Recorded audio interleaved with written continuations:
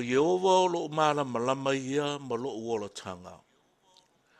O ea se o te fefe ai. O Yehova o le malosi ia o lo uola. O te matau ea ia te ai. Ni si ta ua mai ia te au tangata mi o leanga. Ina ia ai lo tino. O e sawa mai a te au.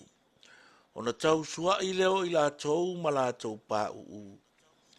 E ui lava ina tō lau api se i tū tau e tau mau.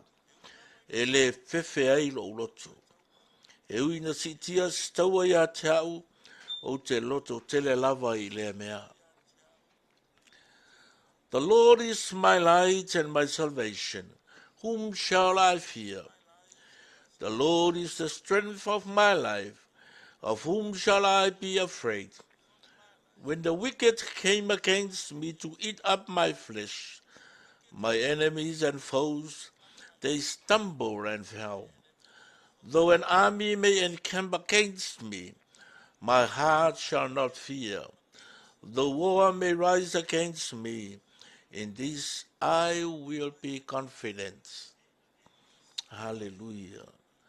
Blessed be the name of Jesus Christ, the lover of my soul, our Redeemer, our Savior, our King and our Lord, our God.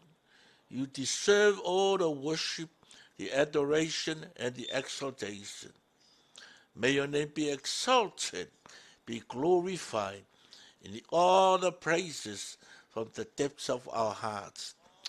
Whawhetai, tele tama. E le nei fo ia so fau, le ola fau, ma le malosi fau. Ua tu ina mai a i mātou, a wale whaaua wina, o mātou tiute mo mātou whaiva. Ea o mātou wala au ma le ngang whaaloalo le ali ie, fia mai a ngang paia si e whapaia le nei fwai a wala so ta inga, o mātou whangaina, a wala le tūwhatu whaina, o le tala le leio lo malo. Whau uina la mātou tau talanga ma la mātou whasoa. Hei sufi loto mā nganga o le aupa ia. Wā le mātou au nanga ia te oe. Sau uina le nei whale ma le nei whanua le toto le tamai māmoe. Tō la wapi lau angelu le menei. Ei ufo le nei por kalama le manuia ma le fia fia. Fo i le vi inga ia te oe Yesu lo mātou wali i le whaola. Amene, amene. Praise the Lord. Yeah. Au sura tatu pes. Mele pes. Olo o iai le mamalu o le atua le mene. Amen.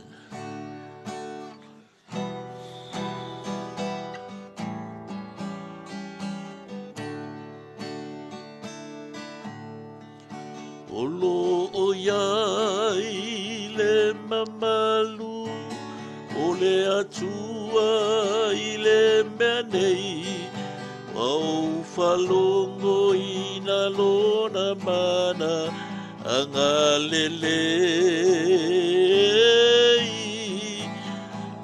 wa aia le awangelu maona folinga anga lelei olo ia i le mamalu o le atua i le menei.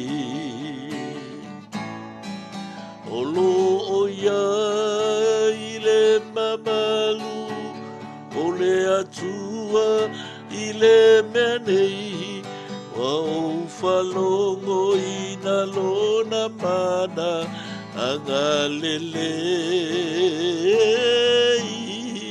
O waia le awangelu, mauna folinga anga lelei. Olo ia le mamalu o le atua i le menei. Olo ia le mamalu o le atua i le menei. Wau falongo i na lona mana anga lelei. Ova aia le awangelu mauna folinga anga lelei. Olo mamalu o le atua i le menei o lo o ia i le mamalu o le atua i le menei wa o whalongo i na lona mana anga lelei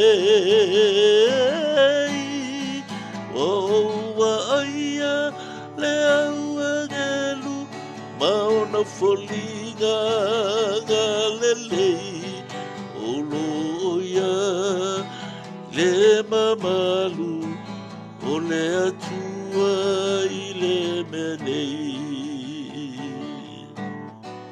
o loia le mamalu o le atua i le menei. Amen, amen. Blessed be the name of Jesus Christ. Where the Spirit of God is, there is liberty. Amen.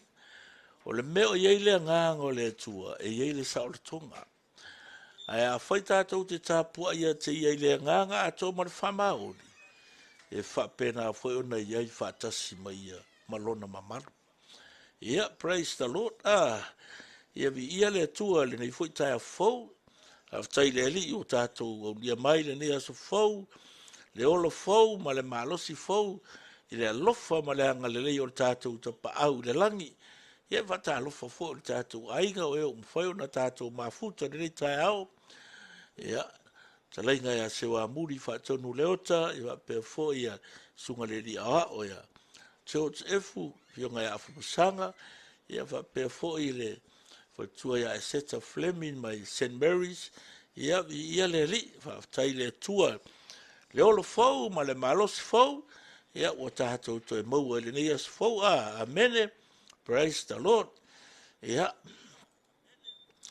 tātou iaila i le whaasoa lea, e whaurutala ina whapea, o le vaila aua lea li mo le loto maftia, o God's remedy for depression. This is the part 3 of our sharing concerning God's remedy for depression. Fi whaitauina lai a te oel mo mua tupu ta upas fulma le iwa. Whai pula suma tasi le o tātou ho o mai ai. Whapea la lo na whaitauina. O na whetalai mai lea o le atua. Ina alu ia o i fafo. Mai e tū le maunga i luma o Iova. Whauta mai o a fioane Iova. O le matangi te telefoi ma le malosi o le peti ai maunga. Ma mo ai papa i luma o Iova. E le ia Iova le matangi. O muli i le matangi. O le mafui e le ia Iova i le mafui. Amen. Stand out and stand on the mountain in the presence of the Lord, for the Lord is about to pass by. O le amatanga o le whasoa mai le tae o le asungufua. I le tulanga le i le vaila aua le li i mo le loto maftia po o awala whaale a nganga e tonga fiti e le depression. E peia ona whasoa atu le ulua i taimi. Masari a tātou. A o mai lole mele ua e depress. Ia masari ana e anu e su e se kamafuia me o psychologist. Ma ia malama i whaafi ka uli o le mafaufau. Ana e aku le whakalkalongoa ma whainga i research. Ia ma ai foi la uringa. Ia po whea kongu le trace le roots o lo depression. Ia. A o le tūla whale nganga. E te alu sao i le tua peila na ia i le amatanga tātou whasoa. Mua. Look after your health. Ana nafi. Tell God. Tau i le tua mea umalaike frustrate hai. Mea laile fia i lo loto. Tusala. E ke whaia le ngai o inga le te talo. Ia mantua foi la le talo no ngā nafi ak. O olo i le mele o le te talo. O lo no inga le te talo e le ngā lo walu e lau o manga onga. Le ai, e ke mua mua e alu e ave le vi inga, o le wha manu, ma le wha le tanga i le tua. Ia whatoa wha solo atu lo i lau tāpua inga, ai maisi o mea e te i lo o wha le tonu, wha maua lalo i le tua. Ia whako alau leo lau o mangong, a wai le ai se me lilo, ai le i ko lau winga o mana onga, ma mea ia tātou te mawhati, wa le wanga i loa i le tua. Amen. Al tai au lale nei. On melon tonu lea. Pursue a fresh awareness of God's presence in your life. Ia e tau mawhai, ia e o i to tonu o le mamalu o le tua. That's the third thing from God. O le fuala aulo na tolu na mai le tua. E tonga fiti e le ti present. Whafunga fo i le tala ale tusi benefitunu. May stand out and stand on the mountain in the presence of the Lord. Menga ka ua ke leilo walu le luku. Ka ua ke leilo sau e ke kakalo. Lo sa e fai kau le upu le atua. Po le ale me tupu ia te oe. Whalaka laka lo i ko kongu le meo lo i eile mamalu le atua. O le upu le mamalu. O lo whamtala ina le ngangana e peru le upu e ka o le kaput. O le winga whaperetania o le upu le kaput. True nature. Na turamoni. E te mana o mia lalo whaata lata i le atua. Ina ia e sila fia, maufitia oe, ma whaata ele oe, ma wha afu oe, i winga moni ma le natura moni o le atua. O le ale kele o ka kalo lofa ia ke oe le laro langingi. E le se sia lofa siri yaku, o nga maua lunga lo loto lau tele, ngai lo le alofa o le atua.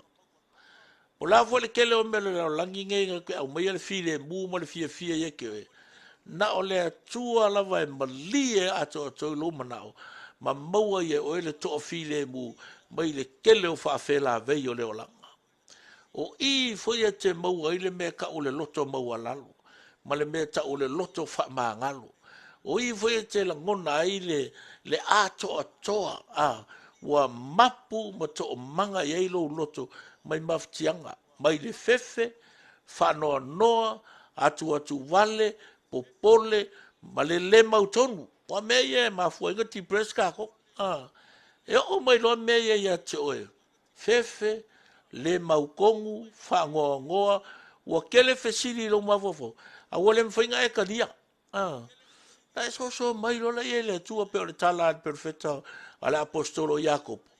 Draw nigh unto him, and he will draw nigh unto you. Vai le tala ale tua na whaia Elia. Sau I fafo e ku I luma. Mai na alu ia o I fafo mai e tu le maunga I luma o Iova. O lai ko kongo le anga. Sau I fafo. Come out. Whapena fo I tātou istemi. Ki nganga I loa e waka kaunga e sau I fafo mai le comfortable song la I lo loko. Ai kaunga sau I ke alu le loko. Alu ese mai le mea ngai ke I loa ngai ke lafi ai. Vai na makanga o Elia. Sau mai o le mea ngai ai le whainga kaungulanga ma pelo wheka pa ala. Sola mai sau ngofo I lalo le ratambi. Moe a inga. Ala nge wo umanga whawhanga e le ri inga kuri aku o le vai whawhanga. Whawhangu e le angelu. Koe ngofo ngai koe ai. Whaluanga rako e le angelu whai ai tole. Ngofo ngai ai vai me ainga ngau mai ma le mangure ka oe o ko le mangure anga. Ngo mangu fu I mangu le mama. Ngo fa fanga o ngo fo ngai ai. Yang mama o le mera sa vari. Ngo fo le nunga anu ka malo la fi ko ngo le anga. Le la wo o le taimi wo ta we na sa u fa fu. E tu mo fa longo longo I le leo le ali. Amen. O le sa lo la ia mai fa fu. O le winga la le tala. E ke la fi ya. Ai o le lofo le tu e tu e fai ko ile tu sole sau lo o la var nga lafi ngai moi la le polo le la au e sau e lafi ko ngoleanga sau lo la e ku fu ai fa longo ile si fu fungo le might go out and stand in a mountain in the presence of the Lord for the Lord is about to pass by. O le la afio mai ova. O le la afio mai le tu e pa ia te oe. E le pese whanga to get a touch from the Lord is so real. E mo ia o le pa ia iska ngaka. A le pa i le a le nganga po ia te oe. A pa i le nganga o le atu e te oe. E suia a toa le pongsa le mamlama. E suia le whano noa le fia fia. I le file mu, le ori ma le saratonga. Wai vai le me mo mai. Ai pa i lo le tua i lo loko, nga i lo lo i wako manga ma mapu o i meuma. I le nei la tae ao, me se le nei aso, le ua e alu ngā ruenga. A whaia i ase mea lai ke lafi mai i luma o le tua. Ko ia lau lafi i ka ngaka o le kingo nge wai me whaianga e lafi ai. A o luma o le tua, e le mawhai, you can't hide yourself. O lo fo le maua tā vita le salamo sa lau toru iwa. Pe whai mo au, ke alu le mangava o le ele, e iai oe. Po ke alu i lalo le liki kai, e iai oe, pe whai mo au a pa au o le tae au. E le aise me lilo haia. Na e iloa ua o iai le manava o lo utina. E le ma whai ngā au lafi luma i o luma. Ora mo le mau ngā tā vita. E ke whamau ngia sao lopunga. Yes, e sao. E makua ia whamau ngia. E a mene ia i le ma whaino tātou la lafi lu mole. O la ala se mea ngai ke lafi ai pe ke ika. E ke mga e wha lafi lo wika, lo wha ngoanga, lo ki ngā i lu mole atua. Uso e. O le wha malosi ma le challenge atua e. Sau i le atua. Alu i le atua. Na wa usuru ngā luenga, wa e ala whai mai le tae au, ma naia ma le tae au fia fia, wa whaopopo ina e le ri, i le aso fau i lau o langa, i aso whai tau o lau fō launga, ai mai se o aso whai tau o lau au au nanga. Sau i le ri. Ani me o ti ngā ailo loto, ma mawha ti ailo loto. O me maria la le kupu i, pa e koe whai kaua le whai upusu kasi o le sukun. A so la va per sufulua e muri le mafui o lafi e le ia i ova i le afi e muri le afi e o le leo fi le mu male i titi wa fa longo i elia o no ufi ai le ia o na mata i lo no ufutele malu i fafo matu i le ngutu o le ana fa uta wo o mai a te ia le leo o fa pe mai elia e se ala o mea e fai ina vai sau le makangi sau le mafui e sau le afi o mea makau kia pe se showcase le mea le fai mai ai le iai le atua ai sau si leo lai titi o le leo fi le mu ma le titi na la ngona atua i le elia le si ufofonga i o elia se ala o mea fai na wai vai de kai mi ka ko ke fa pe ngai foi ka ko ke mafa fo se lo ngai pa se fai ki kili se lo ngai ko se mafie se lo ngai angi mo se makangi se lo ngai sau se tsunami o nga ka ko fa pe le o i ole akua wa fio mai you know e mana o te fia la ngona le leo fi le mu o le tua wa lava o e malau tu spa ia e ke alu i lo wa feafe po lo potu po fea lalo se la au panga noa le ai ma se pisa very quiet e ke faitau ma meditate le upo le atua ma e te talo ai o ina te langona ai le si ufofonga o le eri pe au inga ki ngaro roko a wake ngofo i le mele ku moika ngaka maka maiki e akiri e le langonga ai le leo le atua ai a fa pe o maiki ngā mafki anga lolo e arurole e so se panga noa e te tau tuli ai te talo mai mafo faure fai tau no pore mai vai da tala fai upu e al salamo e fauno fai upu sfulu mai ina so ia mai o tau i loa o a ulava o le atua e vi ia uenu ese e vi ia u ile la lolangi al fa petania la mai le New International Version fai mai be still and know that I am God. Be still and know that I am God. We need a quality time to be alone with God. E mawhai e ona tātou la ngona le leo fi le mu o le tua. o tu mo musu mai le nga pa ia te oe ma fa pe mai e fa malosi ye lo tu tele ye ono sai ye mo le loto fa mo lalo ma le loto fa mangalo ye to manga ile tua ma sa ile le taimi panga no le e te file mu e te loe pe no fa o le mamalu o le tua e ke o lo ko kongo le meolo ye ile mamalu o le tua e nga ye le file mu e ye le alofa e ye le fia e ye le oli e ye le saortonga o e pe on fa meritus o le me ye le nga o le tua e ye le saortonga e ke lo le leia o nga wei ko kongo le mamalu o le ai po feo ye ke lo su e vai la au con fiki e lo depression a kongo pe so nge ia forma ai alu lua e ko ki nga fo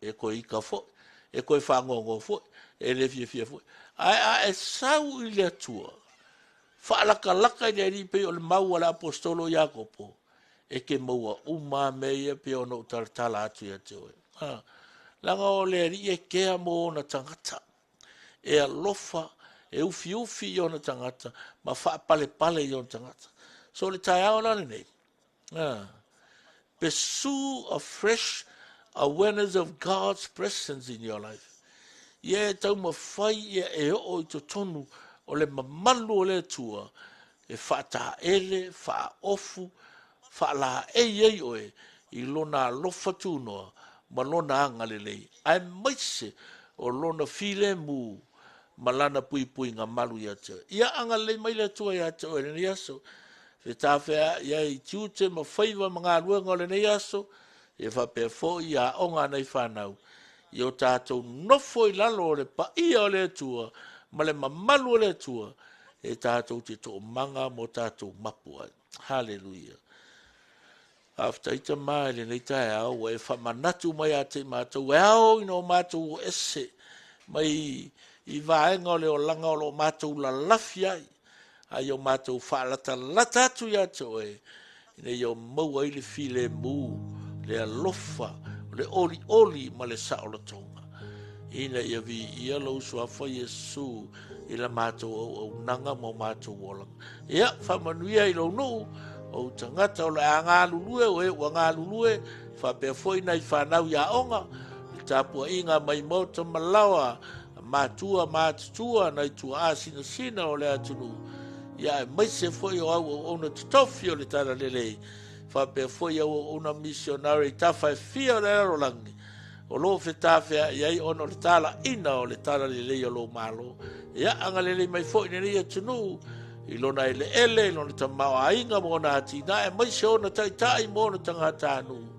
ele ngata i lelei atunu o stadia whape i le lalo langi atoa maise si o mātou o tunu o Samoa ia la mātou titano lea ia uoli tia lava oe anga paia mea uma ina ia whae wina le manuia le fia ma le saonga le mu mea uma o le nei aso fo ia i le vi inga ia te o Yesu lo mātou o li le whaola amene praise the Lord ia le li nei aso whaftai fo i tātou ainga oe poina mafuta ma le nei aso anga leile tua i lava singa i tiu te whaiva fia lava la whtawhea ia i lau tau au nanga ia whape nao nanga le leile tua ia te o tua uma whatai ma le whamtalanga o nore sua fo Yesu amene